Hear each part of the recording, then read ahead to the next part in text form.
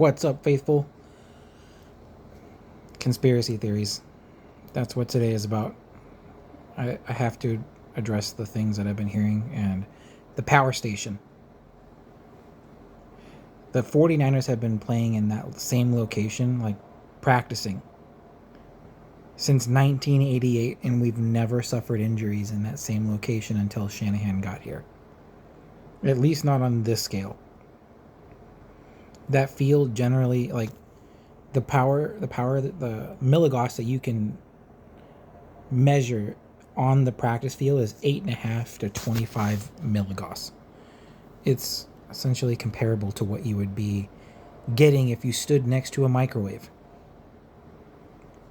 The electromagnetic field of the Earth is far, far stronger. You're talking about like 500 times stronger than what that power station puts out. So if this type of stuff were affecting the tendons and muscles of the players, everybody would be having these issues. Hell, even the people that are working on the power lines, who get about 200 milligauss, I think it is, just doing their job, and they've never had a high increase in tendon ruptures. Now, what I can attribute it to is Kyle Shanahan's offense, his practicing, like the way he practices, because of all the 31 teams,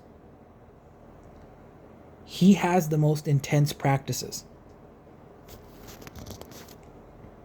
And that's something that needs to be accounted for, is the fact that, you know, on numerous occasions you've had 49ers players getting into fights on the field. They're not getting into fights on the field because they don't like each other. It's because of how intense the practices are. That's how that works.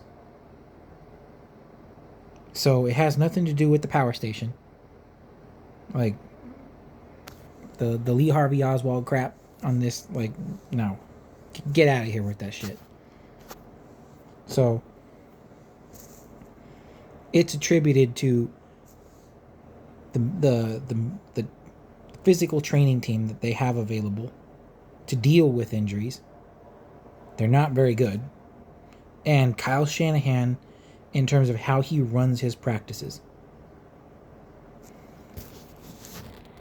That's what I'm attributing it to, not the conspiracy theory power station crap that I've been hearing. And don't get me wrong, I'm all for a conspiracy theory, but not that one. Like, I've got way too much damn common sense for that shit. So, you know, that's my take on, at least on the power station. Another guy that, in terms of our defensive coordinator, that I am starting to kind of lean more towards, is Raheem Morris, the head coach of the Atlanta Falcons, who just got fired. Really good friends with Kyle Shanahan. I think his type of defense would be perfect for our guys. They would have to learn new verbiage and signals and stuff like that, and which I'm okay with. And if Kyle is wanting the safe route, then Gus Bradley would probably be the best bet to go with.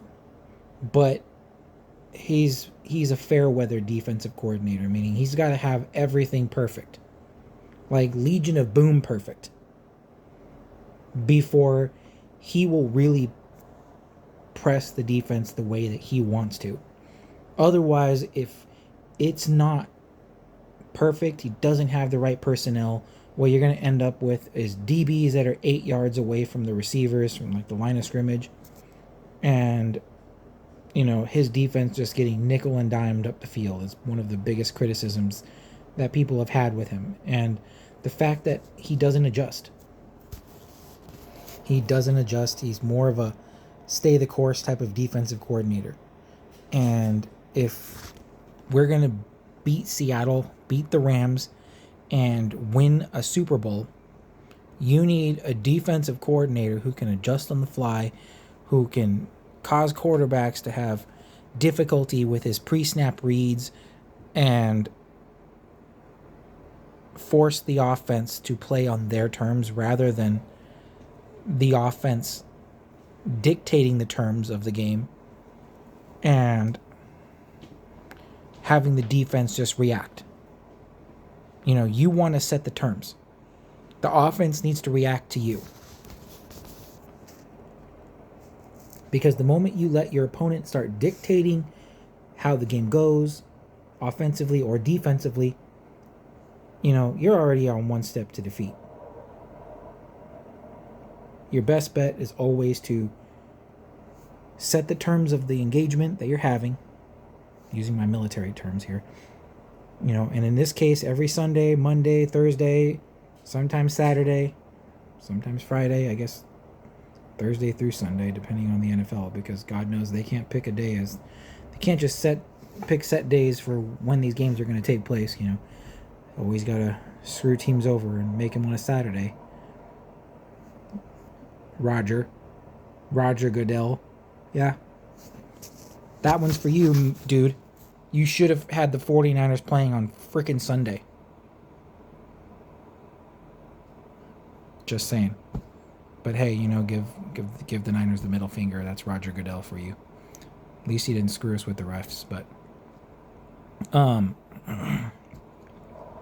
I think Raheem Morris would probably be a much better fit. He has a hybrid mix, like a hybrid defense.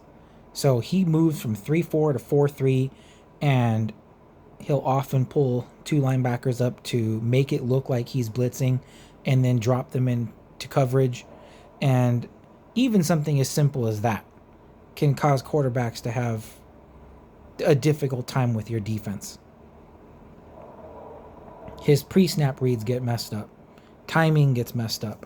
And if you have a coordinator that can mess with the coordinator, sorry about that can mess with the quarterback's pre-snap reads and how he sees the field and and the alignment. So like if he's looking at the defense and he sees a cover 3 and suddenly they're moving into a cover 4, just kind of throwing random stuff out there, just so you get the point. You can see how that would be a problem. Or even with the linebackers making it seem like they're going to blitz, and then suddenly they drop into they drop into coverage, and now you end up with Fred Warner, Eric Kendricks, if he's still on the team this next season, if they bring him back. I hope they do. I think some of the rookie linebackers, I like Nick Martin, but he needs to sit, and so do the rest of them. They need to learn. They got to learn from the veterans. No different than the way that Fred Warner, Dre Greenlaw, and Azeez Al-Shaair did. They learned from the veterans. These guys got to do the same thing. So, Raheem Morris is who my pick is. That's who I'm hoping we get. There's other names. I think Jim Schwartz is who's been thrown out there as well. People are hoping that we get him. He'd be another one, I guess. But it would depend on the coaching jobs, because there's coaching jobs out there. So I think once those fill up and you start having a lot of these teams have head coaches, then you can start looking into the coordinators. And at that point, now you're competing. For now, it's a money competition, because now are you going to pay Raheem Morris or Jim Schwartz? Are you going to pay them enough to even show up? Or is there a connection there? That might help out as well. But don't forget to like, subscribe, and comment. It all helps out, especially the comments. I like reading the comments. I don't care if you're a Niner fan or what team you root for. If you in the NFL, you watch my videos, leave a comment. I want to hear from you guys. Take care.